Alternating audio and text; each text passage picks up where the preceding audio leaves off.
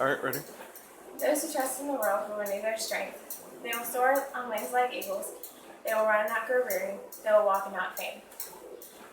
Isaiah 40:31. This scripture is the scripture that my uncle Keith William Clark Sr. lived by for his entire life. My uncle Keith was the most hardworking, God-fearing, loving man of my entire life.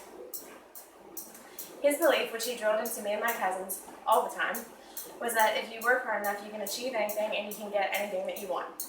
And when you do become tired, and when you do become weak, you lean on God, just like Isaiah 40:31 states. Not only was he hardworking, he was extremely compassionate and humble, especially towards me and my brother. He took us in when he didn't have to, and became a father to me when he didn't have to.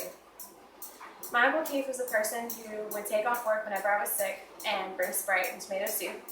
He was the person who every time I brought home a boy, he would threaten him and tell him that he would hang him from some tree if he hurt me. And he was the person who was always there for me. Not only was he always there for me, he was always there for my friends, and he was very friendly with my friends. I lived with him when I was in middle school and high school, and it was very common for me to have someone over every single weekend. My family wasn't the kind of family who had a lot of money or who had a lot of things.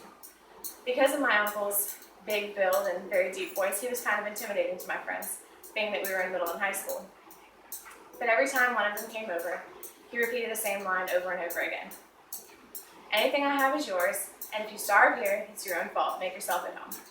This meaning that what little he did have, he wanted you to feel comfortable taking. He was the kind of person who would give the shirt off his own back. My Uncle Keith was a father, a mentor, and a friend to me and my brother. He treated us as one of his own, and also his other 4 children. When he passed away in January of last year, it completely rocked our family. But even though he isn't with us anymore, his love for his family, his work, and for God has always stayed with us, and that's something that we will never, ever forget.